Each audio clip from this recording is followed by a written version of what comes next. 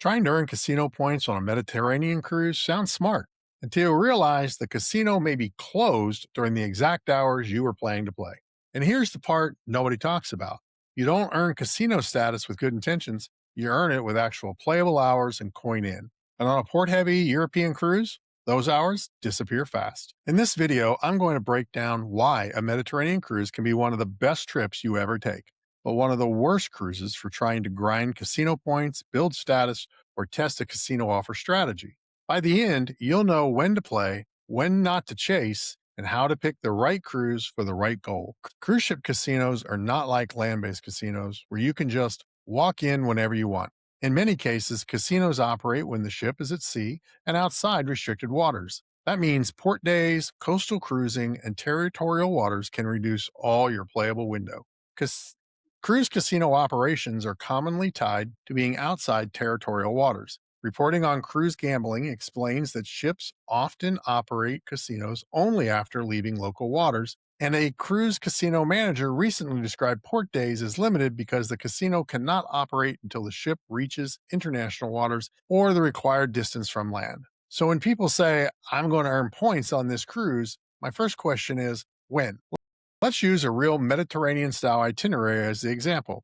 You're not sitting on the ship all day. You're in Barcelona, then Marseille, then Villefranche, and then Florence, and then Messina, and then Salerno, and then Rome. Our Norwegian Epic itinerary is the exact kind of port-heavy sailing this topic is about, with Barcelona, Marseille, Livorno, Messina, Salerno, and Rome packed into the trip, plus only one true sea day shown on the entire itinerary. This is an incredible itinerary for memories, food, history, coastal views, bucket list stops, things I'll never forget. And this is why you go to Europe. But for casino points, that same itinerary becomes a problem. Here's what happens. On a Caribbean cruise with multiple sea days, you might get a long casino session during the day, one after dinner, late night. But in the Mediterranean, your days look more like this: wake up early, get off the ship, tour all day, get back around dinner, clean up, eat, maybe see a show, and then maybe the casino is open. But now it's 10:30 at night or later. In one instance, it was 12:30 when the casino opened. I've already walked 18,000 steps, and my big casino strategy has turned into a "can I stay awake for 45 minutes?" Casino offers are not based on what you meant to play. They're based on what you actually played. So if your goal, like mine, is to trigger future offers, get noticed by the casino host, and build points, or test whether a certain level of play gets you better offers, a Mediterranean cruise gives you a much smaller sample size. You may not lose because your strategy was bad. You may lose because the itinerary didn't give your strategy enough time to work. This is also where a smaller controlled play strategy like our $40 session approach gets harder. The whole idea is to control risk, have repeatable sessions, and seeing what kind of activity the cruise line actually notices over time.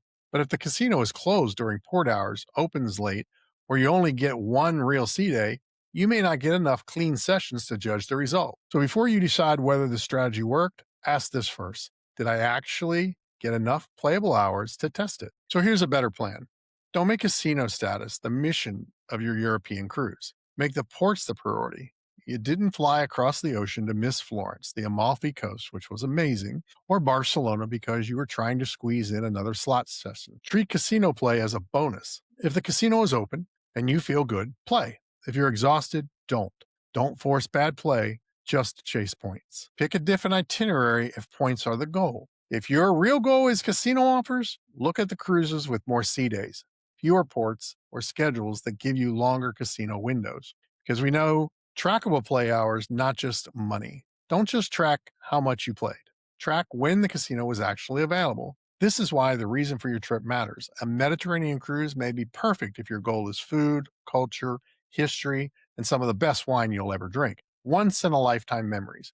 But if your goal is a casino status upgrade, casino offers, and point building, that same cruise may not be the best match. That's where planning with someone who understands the difference matters. The cheapest cruise is not always the right cruise. The best ports are not always the best casino schedule. And the right trip depends upon what you actually wanted to get out of it. So here's the question.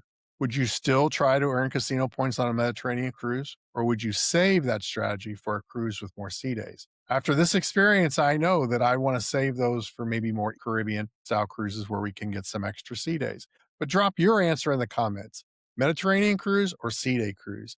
And if you're trying to figure out which cruise actually fits your budget, your travel style, and your goal, reach out to us at Wonderworthy Travel. We'll help you match the trip to the experience so you're not just booking a cruise, you're booking the right memory. Stay Wonderworthy.